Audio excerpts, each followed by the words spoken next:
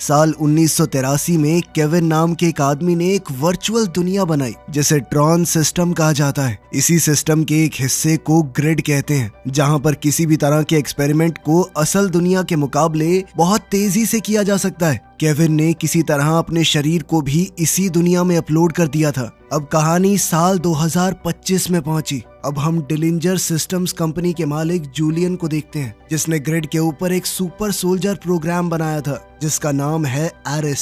सालों की ट्रेनिंग के बाद एरिस अब इतना ताकतवर हो चुका था कि वो एक समय पर बहुत सारे दुश्मनों से लड़ सकता है। एरिस को जूलियन अपनी कंपनी का हुक्म का इक्का समझता है। अब उसने इन्वेस्टर्स के लिए एक खास प्रेजेंटेशन रखी। सभी इन्वेस्टर्स ने जब सेफ्टी ग्लासेस पहन लिए तो एक बहुत बड़ी मशीन एक्टिवेट हुई जिसने कई लेजर्स की मदद से कमरे के बीचों बीच एक टैंक बना दिया। ये टैंक आधुनिक हथियारों से भरा हुआ था, किसी भी तरह के युद्ध में जाने के लिए बिल्कुल तैयार। जूलियन ने इन्वेस्टर्स को बताया कि इस टैंक को मैंने ग्रिड सिस्टम के अंदर बनाया है और लेजर्स के जरिए असल दुनिया में लाया गया है। अब ये एक बार बना दिया ना, इसको जितनी मर्जी बार कॉपी कर लो। हम कुछ ही मिनटों में इस टेक्नोलॉजी से बहुत सारे टैंक बना सकते हैं, दुनिया की किसी भी फौज को हरा सकते हैं। साथ ही उसने अपने फौजी एरिस को दिखाया जो कि टैंक के अंदर से निकला। उसने बताया कि एरिस बहुत ज्यादा ताकतवर है, उसका पूरा कंट्रोल उनके पास है तो वो गद्दारी नहीं कर सकता। अगर लड़ाई में एरिस मर भी गया तो फर्क नहीं पड़ता,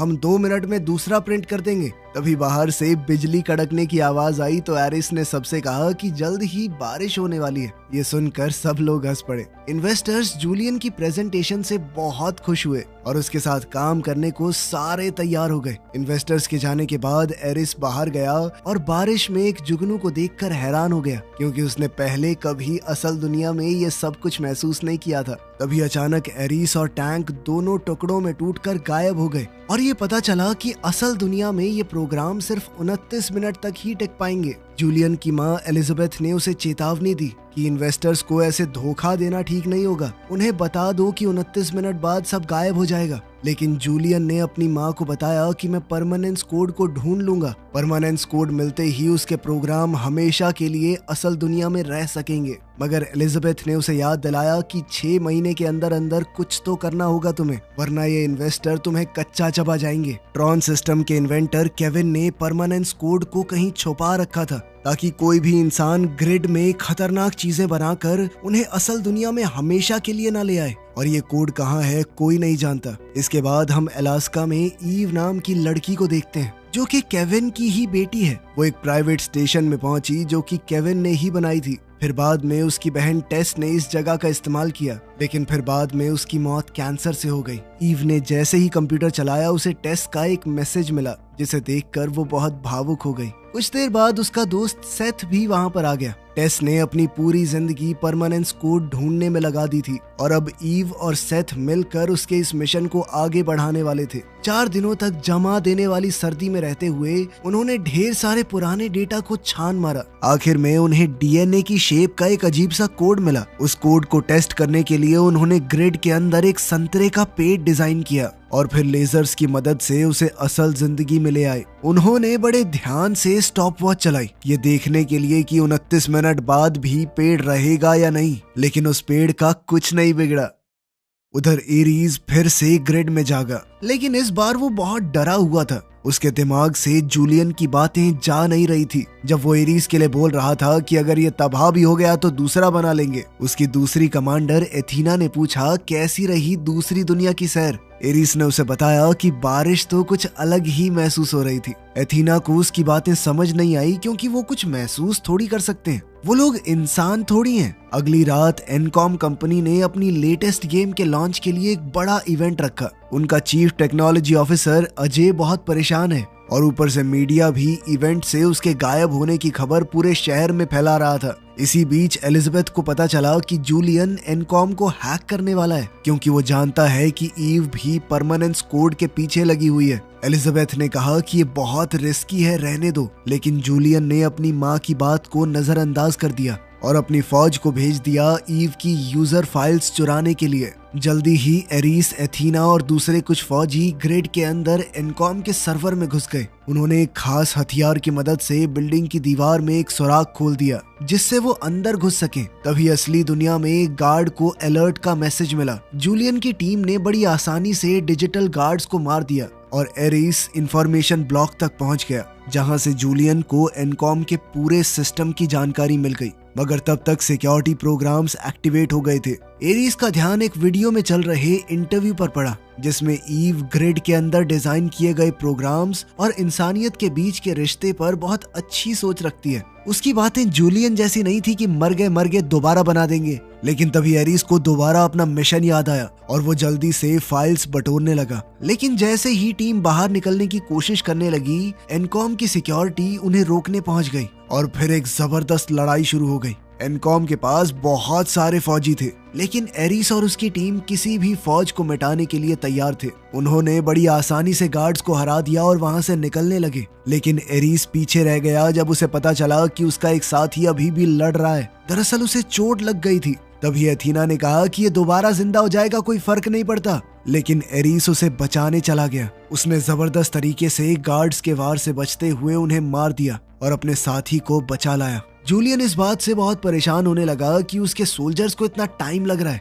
और साथ ही उसके सर्वर पर काफी लोड आ चुका था। तभी उसने जानबूझकर अपने प्रोग्राम में धमाका कर दिया, जिस वजह से उसके सोल्जर्स के साथ साथ एनकॉम का पूरा सर्वर भी उड़ गया और यहाँ अजय की प्रेजेंटेशन भी खराब हो गई और गेम का लॉन्च रद्द करना पड़ा। कुछ समय बाद एरिस को अपने कमरे में होश आया और उसने देखा कि उसका जो साथी जख्मी हो गया था वो वापस ही नहीं आया। उसने जूलियन से इस बारे में पूछा तो जूलियन ने कहा कि जो भी नाकाम होगा उसे डिलीट कर दिया जाएगा। ये सुनकर एरिस अंदर से हिल गया। अब जूलियन ने उसे एक नया मिशन दिया। उसे किसी भी हालत में ईव को ढूंढना होगा। इसके बाद जूलियन को अजय का कॉल आया। अजय बहुत गुस्से में था। उसने जूलियन को धमकी दी कि वो 29 मिनट की लिमिट के बारे में पता है तेरे इन्वेस्टर्स को, अगर मैं बता दूं तो।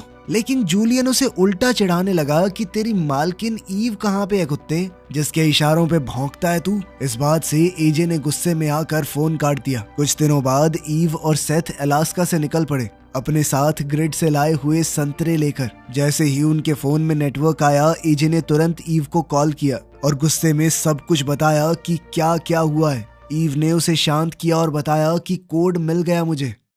उधर एरिस ईव की सभी फाइल्स को देखने लगा और उन्हें देखकर उसे इंसानों और जिंदगी के बारे में और पता चला। उसे अब खुशी और दुख जैसी फीलिंग्स समझ में आने लगी थी। उधर जूलियन को असल दुनिया में ईव की लोकेशन का पता चल गया तो वो तुरंत एरिस और एथीना को कुछ बाइक्स के साथ ग्रिड से असल दुनिया में ले आया और उन्हें मिशन दिया कि 29 मिनट के अंदर अंदर ईव को ढूंढना है। दूसरी तरफ ईव एक प्राइवेट एयरपोर्ट से बाइक पर निकली। सड़क पर लगे कैमरास से जूलियन को उसकी लोकेशन मिली थी और तभी एरिस और एथीना उसके पीछे लग गए। ईव को जैसे ही पता चला कि कोई उसका पीछा कर रहा है तो उसने अपनी स्पीड बढ़ा ली, जिससे पुलिस का ध्यान भी उसके ऊपर गया। जब पुलिस ईव का पीछा करने लगी तो एरिस ने अपनी बाइक से लेजर बीम चलाकर पुलिस की गाड़ी को 2 टुकड़ों में काट दिया। ईव ने अपनी स्पीड और तेज कर ली, लेकिन एथीना उसके बहुत करीब आ गई। मगर ईव ने अचानक से अपनी बाइक घुमाई और दूसरे हाईवे पर चढ़ गई। तभी एक बस अचानक से रुकी और पूरा रोड ब्लॉक हो गया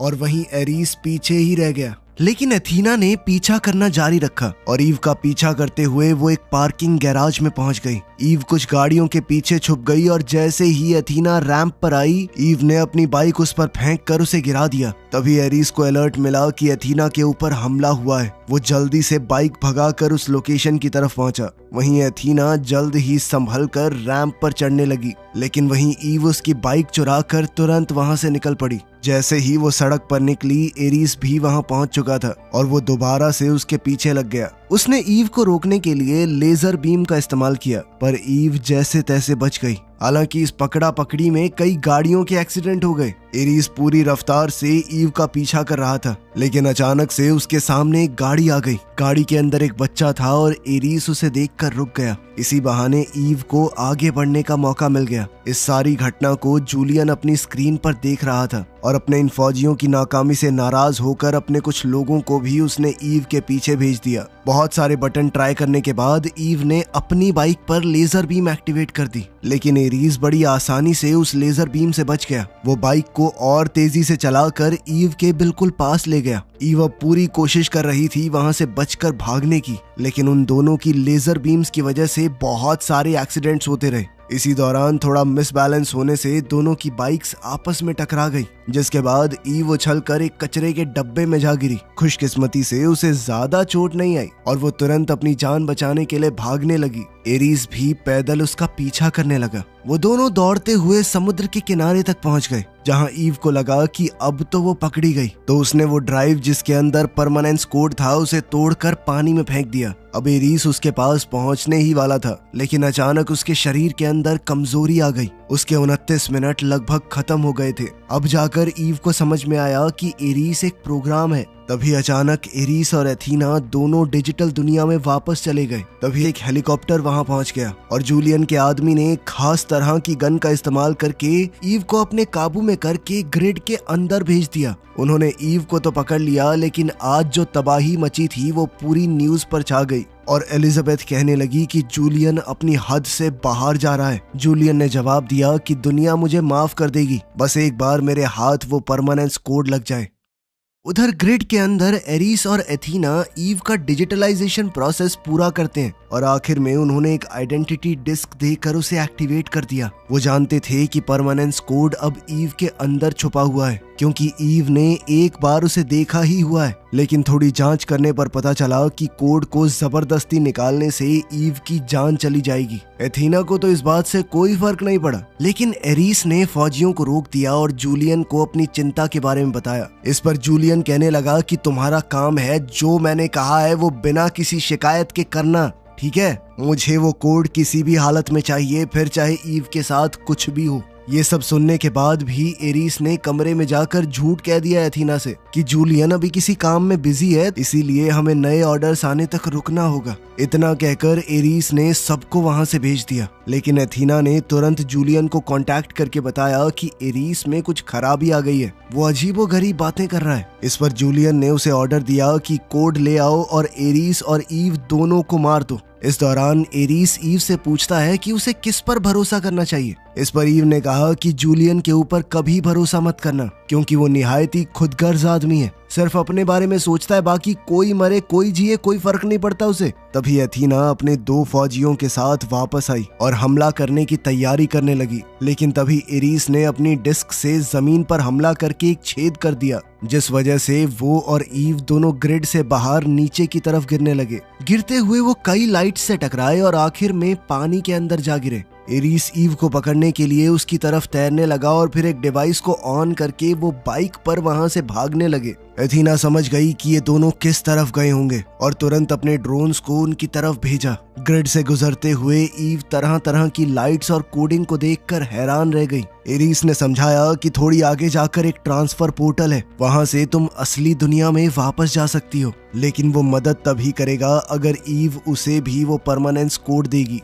उसने वादा किया कि मैं जूलियन की मदद नहीं करूंगा, मुझे वो कोड अपने लिए चाहिए। जल्द ही ड्रोन्स उन तक पहुंच गए और लेजर बीम्स को एक्टिवेट कर दिया गया। तभी एरीस ने बाइक के आसपास एक सुरक्षा कवच बना दिया और एक बड़ी छलांग मारकर एरीस ने ड्रोन्स को पीछे छोड़ दिया। ईव ने भी आखिरकार उसकी शर्त मान ली कि मैं तुम्हें कोड दे दूंगी। जब ड्रोन्स फिर से करीब आए तो एरीस ने अपनी डिस्क की मदद से एक गुफा को तबाह कर दिया और एक बड़ा सा धमाका हुआ, लेकिन एरीस तेजी से ड्राइव करते हुए गिरते हुए मलबे से बच निकला और दोनों समय रहते पोर्टल में कूद गए। अब डिलिंजर ऑफिस में लेजर डिवाइस ने एरीस और ईव को रियल वर्ल्ड में बना दिया। जूलियन ने अपने आदमियों को भेजा कि जल्दी से इन दोनों को पकड़ो, लेकिन एरीस ने कुछ ही सेकंडों में सबको मार दिया। जूलियन की चीख चिल्लाहट को इग्नोर करते हुए वो दोनों एक वैन चुराकर गेट्स तोड़ते हुए वहां से भागे। गुस्से में जलता हुआ जूलियन एथीना को भी असल दुनिया में ले आया और उसे कहा कि अब एरीस की जगह तुम कमांडर हो।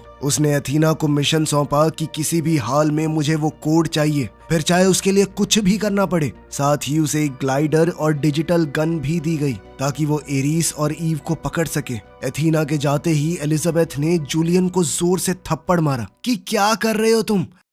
रोड पर ईव ने एरिस को बताया कि उसने वो कोड केविन की पुरानी फाइल्स में ढूंढा था, मतलब कि कोड की एक कॉपी केविन के पुराने सिस्टम में भी होगी। लेकिन एरिस ने हिसाब लगाया कि इस पुरानी सी वैन में हम एनकॉम ऑफिस 29 मिनट में तो नहीं पहुंच पाएंगे। तभी वो लोग एक पेट्रोल पंप पर रुके और ईव ने क्लर्क को फोटो मैगजीन में अपना चेहरा दिखाते हुए कहा कि देख मैं फेमस हूँ, मुझे एक बार अपना फोन दे दे, बाद में बहुत पैसे दूंगी। उसने सेथ को कॉल करके कहा कि ऑफिस के अंदर एक डिजिटलाइजिंग गन लेकर उसका इंतजार करे। साथ ही उन्होंने क्लर्क की तेज भागने वाली गाड़ी भी ले ली। ईव ने उस आदमी से वादा किया कि मैं तुम्हें बहुत सारे पैसे दूंगी, चिंता मत करो। गैस स्टेशन के सिक्योरिटी कैमरास पर उनकी गाड़ी दिख गई, जिससे एथीना ने उनकी लोकेशन का पता लगा लिया। एरिस गाड़ी को बहुत तेज चलाने लगा, लेकिन उसके जबरदस्त रिफ्लेक्सेस की वजह से वो आसानी से सारी गाड़ियों से बचकर निकलता रहा। सफर के दौरान उसने ईव को बताया कि मैं तुम्हारे बारे में लगभग सब कुछ जानता हूँ, क्योंकि मैंने तुम्हारी सारी फाइल्स पढ़ी हैं,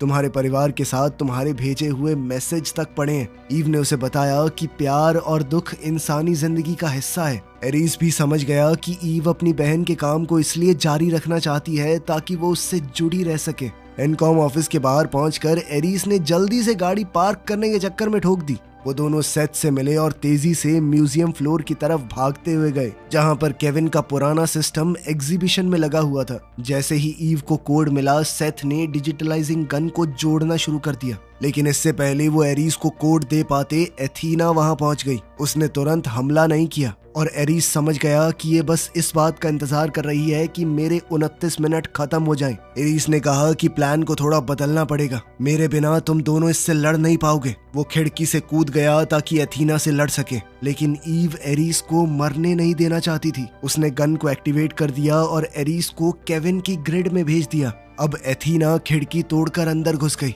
उसने देख लिया कि एरिस को ग्रिड में भेज दिया गया है, इसीलिए उसने बंदूक को भी बीच से काट दिया ताकि वो वापस ना आ सके। सेथ ने उस पर हमला करने की कोशिश की, लेकिन एथीना ने एक मुक्का मारकर उसे दूर फेंक दिया। सेथ अब आर्केड मशीन से टकराकर बेहोश हो गया। ईव भागने की कोशिश करने लगी और उधर एथीना हर एक मशीन को तबाह करते हुए उसका पीछा कर रही थी। आखिरकार एथीना ने ईव को घेर लिया, लेकिन तभी छत से पानी गिरने लगा। अपने शरीर पर पानी के एहसास ने उसे बिल्कुल उलझा दिया। इसी उलझन की वजह से उसका टाइम खत्म हो गया और वो ग्रिड में वापस चली गई। लेकिन जूलियन के होश उड़ गए ये जानकर कि एथीना ने खुद ब खुद लेजर्स की मदद से अपने आप को असल दुनिया में वापस भेज दिया था। वो उस पर चिल्लाने लगा कि रुक जाओ, मैंने तुम्हें बुलाया। तभी एलिजाबेथ उसके पास आई ये बताते हुए कि बोर्ड ने तुम्हें हटा दिया है, तुम्हें कंपनी से निकाल दिया गया है, पूरी कंपनी का कंट्रोल अब मेरे पास है। उसका पहला फैसला था कि इस प्रोजेक्ट को बंद कर दिया जाए, लेकिन एथीना ने बिना वक्त गवाए अपनी डिस्क से एलिजाबेथ को मार दिया।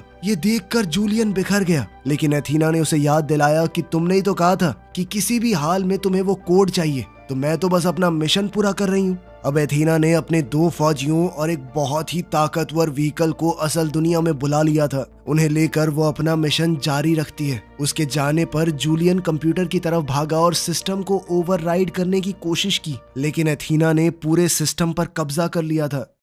उधर एनकॉम ऑफिस में अजय तबाही देखकर हैरान रह गया। ईव ने उसे पूरा सच बताया और कहा कि इस बंदूक को जल्दी से ठीक करो, यही हमारा आखिरी चांस है। तभी उन्हें दूर से एथीना आती हुई नजर आई और ईव समझ गई कि जब तक डिलिंजर सिस्टम्स के सर्वर चल रहे हैं, एथीना बार बार वापस आती रहेगी। उसने अजय से कहा कि एथीना की गिराई हुई बंदूक का इस्तेमाल करके डिलिंजर सिस्टम्स के सर्वर्स को हैक करे और उनकी ग्रिड को बंद कर दे। सड़क पर लोग एथीना को देखकर उससे घबराने लगे। पुलिस का एक हेलीकॉप्टर उसे रोकने के लिए आया, लेकिन एथीना ने खतरनाक लेजर्स का इस्तेमाल करके उसे हवा में ही उड़ा दिया। कुछ ही देर में फौज ने अपने फाइटर जेट्स भेजे, लेकिन वो भी कुछ ही सेकंडों में गिरा दिए गए। ईव सड़क पर भाग रही थी, इसलिए एथीना ने बहुत सारी ट्रैकिंग मिसाइल्स उसकी तरफ भेज दी। बेचारी ईव कुछ मिसाइलों से तो बच गई, लेकिन फिर कुछ ड्रोन्स ने उसके इर्द गिर्द घूमकर रोशनी का एक घेरा बना दिया, जिसके अंदर से वो निकल नहीं सकती थी। तभी एक फाइटर जेट एथीना के व्हीकल के इंजन से टकरा गया, जिससे उसने कंट्रोल खो दिया और नीचे गिरते हुए कई बिल्डिंग्स से टकरा गई। उधर केविन की ग्रिड में एरीज केविन की ही एक परछाई से मिला, जो कि इस पूरे सिस्टम को बनाने वाले इंसान केविन की ही एक कॉपी थी। एरीज ने कहा कि अगर तुम केविन हो तो तुम्हारे पास परमानेंस कोड भी होगा। देखो, वो कोड मुझे सिर्फ अपने लिए नहीं चाहिए, मैं जीना चाहता हूँ ताकि ईव को बचा सकूं। तुम्हारी पोती है वो। एरीज की बातें केविन को पसंद आई, इसीलिए उसने परमानेंस कोड दे दिया और उसे एरीज की डिस्क में डाल दिया। एरीज ने अब अपनी डिस्क का इस्तेमाल करके एक रोशनी की बीम में कदम रखा, जो उसे केविन के पुराने बेसमेंट में ले गई। शहर में एथीना अब अपने टैंक में बैठ गई थी और उसने तेजी से जाकर ईव को पकड़ लिया। अब उसके वापस जाने के कुछ ही मिनट बचे थे, इसीलिए एथीना ने अपने रास्ते में आने वाली सभी गाड़ियों को चकनाचूर कर दिया। अचानक एरीज सड़क के बीच में आ गया और उसके सूट पर नए रंग चमकने लगे, जो बताते थे कि अब वो पूरी तरह आजाद है। एरीज ने अपनी डिस्क को टैंक पर फेंका, जिससे टैंक ने कंट्रोल खो दिया और क्रैश होकर टुकड़े टुकड़े हो गया। अब एरीज भागकर ईव के पास गया और देखा कि वो ठीक है। उधर एथीना फिर से सोल्जर्स प्रोग्राम के साथ वापस आ गई और तीनों एरीज पर हमला करने लगे। यह लड़ाई बहुत मुश्किल थी क्योंकि वो सब भी एरीज की तरह ही ताकतवर थे, लेकिन एरीज ने दोनों सोल्जर्स को गिरा दिया। हालांकि इस प्रोसेस में उसकी डिस्क गिर गई। अब उन दोनों से लड़ने के बाद वो काफी कमजोर हो गया था और एथीना उस पर हावी होने लगी। जब वो एरीज को मारने ही वाली थी, तब ईव ने ऐन वक्त पर डिस्क उसकी तरफ फेंक दी। एरीज ने जैसे ही डिस्क का इस्तेमाल किया हमले को रोकने के लिए, एथीना का हथियार बीच से टूट गया। फिर एरीस और एथीना दोबारा से लड़ने लगे और इस बार एरीस उस पर हावी होने लगा। उसने एथीना का हाथ काट दिया और वो उसे खत्म करने ही वाला था, लेकिन तभी अजय ने डिलिंजर सिस्टम को हैक करके उनकी ग्रिड को ही उड़ा दिया, जिसके बाद शहर में डिलिंजर सिस्टम्स की मिसाइल ऊपर से ही गिरने लगी और एरीस ने एथीना को पकड़ कर रखा जब तक वो बिखर कर धूल नहीं बन गई। इसके बाद एरीस ने ईव से कहा कि ग्रिड सिस्टम को तुम्हारी जरूरत है, और फिर वो पुलिस के पहुंचने से पहले ही वहां से गायब हो गया। बाद में मीडिया ने इस इंसिडेंट को कवर किया और डिलिंजर सिस्टम्स के ऊपर कई केस लगे। पुलिस अब जूलियन को गिरफ्तार करने के लिए उसके ऑफिस में पहुंच गई, लेकिन इतने में जूलियन ने खुद को ग्रिड के अंदर भेज दिया ताकि वो गिरफ्तारी से बच सके। कुछ हफ्ते गुजरते हैं और अब ईव परमानेंस कोड का इस्तेमाल करके दुनिया की मदद करती है। सिर्फ एक बटन दबाने पर खाना और दवाइयां असल दुनिया में आने लगी। फिर एक दिन उसे एरीज का पोस्ट कार्ड मिला। वो पूरी दुनिया घूम रहा था इंसानियत को समझने के लिए। वीडियो पसंद आई तो लाइक कर देना, चैनल को सब्सक्राइब कर लेना। मिलते हैं अगली वीडियो में।